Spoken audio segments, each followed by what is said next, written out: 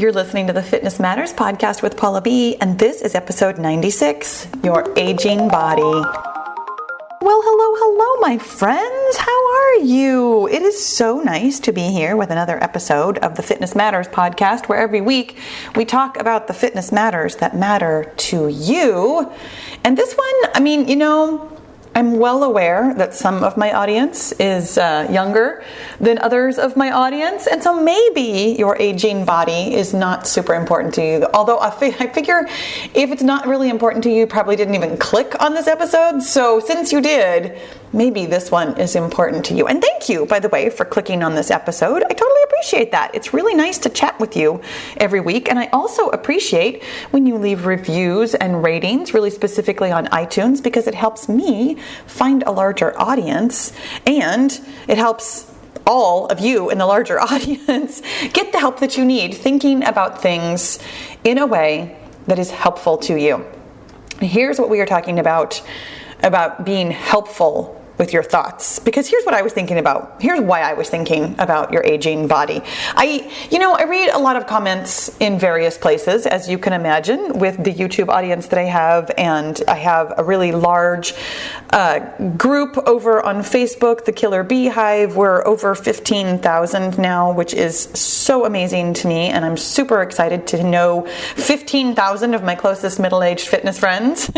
But I read your comments about your bodies, and I understand how easy it is to have automatic thoughts about our bodies as they are changing in a way that we're not necessarily conditioned to believe is good. I mean, we live in a culture that is youth obsessed, let's be honest, that we prize being young, we prize being beautiful, we prize looking a certain way, and we don't necessarily prize aging. Nor do we talk very much about our aging bodies and how different they are now, and how things are changing, and how gravity is affecting us, and how things feel different and look different and are different. And so I wanted to open up the conversation today thinking about your aging body and offer you some suggestions for, first of all, noticing the thoughts that you are currently thinking, because this is what we talk about on almost every episode, is that my goal for you with the thought work that we do and the mindset work that we do is for you to find your thoughts and then decide if they're helpful. And so many of us have so many automatic thoughts that are truly, again, conditioned from society, and maybe even more specifically from, people in real life, that it's just very easy, I think, to say unkind things about our aging bodies. And I want you to know that I suggest to you that those kinds of thoughts are not helpful. Whether or not they're true, it is true that I'm sagging. It is true that I'm getting wrinkles in my lips. I don't know why this is the thing that I have noticed lately, so here's why I notice it. You guys, you know, if you know me from YouTube, that I'm on camera a lot. Like I live, not my whole life, but I certainly live parts of my life in front of a camera. And then I, watch the videos back to make sure that they're edited properly and things like that. And so the videos that I make now they're on Mondays. They used to be on Thursdays, but now they are on Mondays. I've just recently changed that. This is not important to you, but hi, I'm Paula B. I digress every single week. I also sing almost every time. Anyways, on those videos that I call them story videos, you guys really frequently refer to them as podcasts, which I think is hilarious because a podcast really is for listening only, and this is a video on my video channel. But whatever you call them, whatever I call them, doesn't really matter. I notice, because it's much more close up, it tends to be like a chest up kind of video shot. I notice that my lips, even though they don't feel dry, that they look kind of dry because they're getting wrinkles. It's so fascinating to me. I remember as a very young child, I remember noticing my grandmother having wrinkles on her lips, and I was fascinated by them, and not in a good way. like I just thought that was the craziest thing that could happen to a human body, and I didn't understand why old people looked the way they looked. And now I'm starting to understand it's just gravity. It's just skin. It's just the way our bodies work. And so I notice things about my aging body that I could very, very easily have negative thoughts about, or have thoughts that are not helpful. I don't like to call them negative. Negative and positive, we've had this conversation before, and I'm gonna make an entire episode about thinking that way, of something as a negative thought or a positive thought, because your thoughts in and of themselves are neither negative nor positive. Truly, they're either helpful or unhelpful. And I don't find speaking unkindly about my body to be helpful. And the thing is that it's not just about the way our bodies look. Sometimes it's the way about our bodies feel, or what they can do, where we think we're just maybe noticing something, like I notice that my lips have wrinkles now, and that sounds kind of innocuous, like it's just an interesting fact. But we might notice something about our bodies and then sort of extrapolate from there. I notice that I don't run as fast as I used to. Therefore, I'm going to get slower as I get older. I notice that I wake up a little slower than I used to, and therefore I'm just going to get more tired as I get old. We tend to, because this is just how our brains work, we tend to take what we see right now and interpret what we are seeing right now, as well as extrapolate. And the first thing that I want to point out to you is that neither you nor I can predict the future at all. At all. So when we say things like, oh, it's just going to get worse from here, we don't know that. We say it as though it is fact. We believe it as though it is fact. We can find lots of corroboration. We look at other people who are getting older. They're clearly slower than us. They have more gravity to their bodies than us. Their lips are wrinklier. We can look and find evidence, because again, that's what your brain does. Your brain has a thought, and then it looks for evidence to prove itself right, because your brain loves to be right. So then we start saying things as though they are facts, as though they are true, as though that is just what is going to happen. And the thing is that we don't know. Honestly, we don't know what's coming in the future. There is every bit as much of a chance that things will turn out fabulous as that they will turn out horrible. So if you've got the option to think ahead and imagine the future, why in the world would you imagine it being horrible? Why wouldn't you imagine it feeling better? You've got just as much of a chance. It's literally like flipping a coin. Things could be good, things could be bad. And just FYI, things are going to be both. Just spoiler alert. I do know a little something about the future. I do know a little something about your current, present day, everything. I do know a little something about your past. It's always been both good and bad. But when your brain wants to focus on something and find evidence that something is true, why not focus on what could be good about the future? Why not focus on positivity, if you want to call it that, versus negativity? Now here's the thing. Here's why I was thinking about this. By the way, I started talking about that and then I got distracted with positivity and negativity. The reason I was even thinking about your aging body, my husband the other day had some very minor incident, like he scratched himself and it was bleeding. And I said something or other about how long it was going to take to heal. I don't really remember. It was such a throwaway conversation, and yet I thought about it later because it got me thinking. Maybe he was asking me about my minor incident, because both of us we have minor incidents. These sorts of things do happen. It has nothing to do with age. Or maybe it does. But this one did not have to do anything with age. I was emptying the dishwasher. I opened up the dishwasher and stepped right into it. And my shin ripped apart. It was so painful. It was the craziest, weirdest, most random accident ever. And it was bleeding, and it took... Well, it's still healing. And this was this 3 weeks ago at least? The scab has come off, and it's completely fine. But I noticed that my skin still looks like it has an injury. And I'm pretty sure that maybe that's what my husband was asking me about. And I said something about, my skin just shows injuries longer than it used to. It takes longer to heal. than it used to. My body is less efficient now than it used to be. And he just kind of looked at me like, what? That's a thing? And I'm like, yes, this is how aging bodies work. We become less efficient at things. Now, for me, this feels like a really helpful thought because the word efficiency, I come at the word efficiency from a fitness trainer's perspective. My goal is to be efficient at things, for most things, unless it's a negative thought. But for physical things, like in order to get better at squats, you just want to be more efficient at them. You get more efficient by practicing, and by practicing well.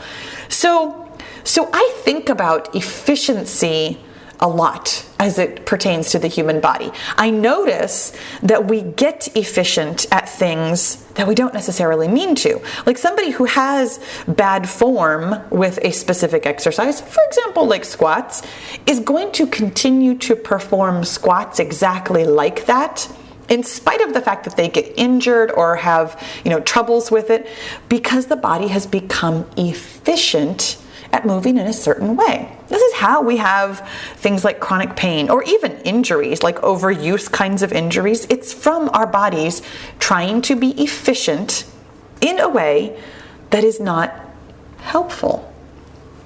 So when I think about efficiency and losing efficiency over time because of aging, to me, that doesn't feel scary or unknown. I understand what efficiency is. I understand how we gain it. I understand how we lose it. I understand what that means in a way that doesn't feel frightening or negative in any way.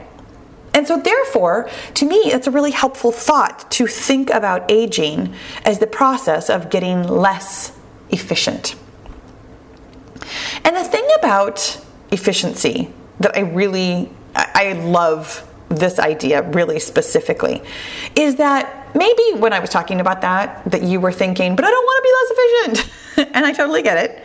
Totally get that. But that's a thought. I don't want to be is always a thought. I don't want, or I do want, always a thought and worth paying attention to. How do you feel when you think, I don't want to get less efficient? For me, I think I'm going to go with frightened, just because when we're talking about less efficiency, we are talking about aging. And being frightened of what is coming in the future doesn't feel helpful to me. So therefore, that thought, I don't want to be less efficient, doesn't feel like a helpful thought.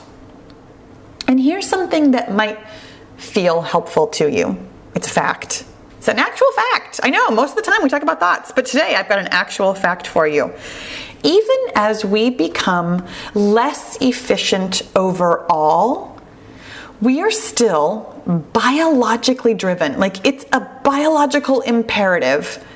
We are still capable of becoming more efficient at specific things. And here's what I love about this thought. No matter how inefficient I become overall, up until the day I become completely inefficient, meaning up until the day I die, I could still be making improvements in some area of my life.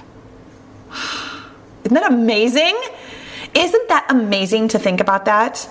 Your brain is always willing to learn something new, right up until it can't because of your final destination.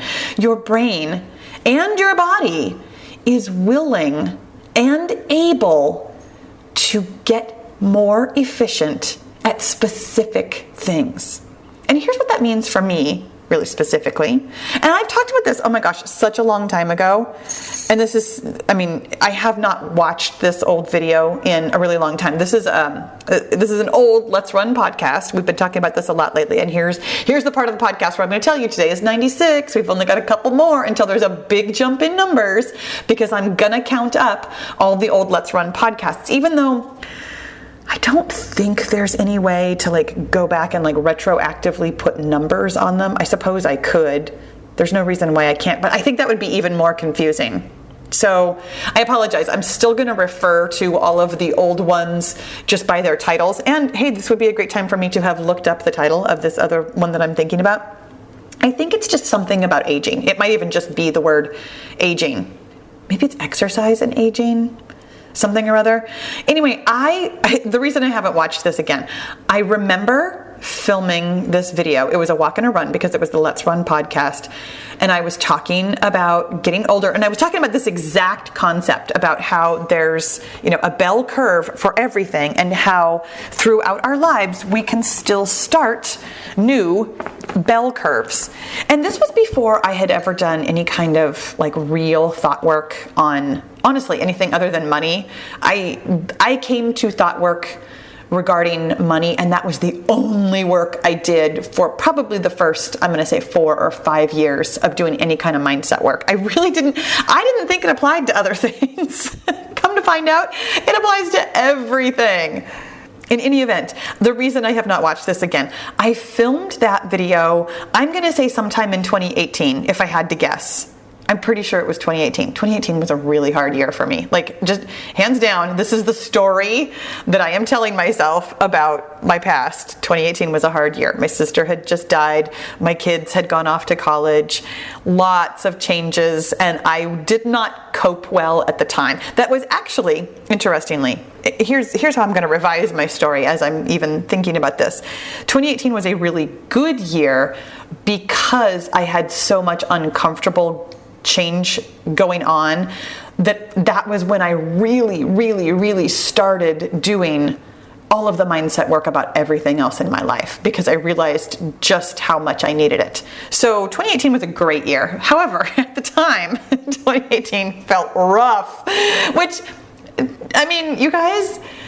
you guys, that's what mindset work feels like. Just so you know, if you are in the middle of just feeling absolutely miserable right now, you're exactly where you need to be.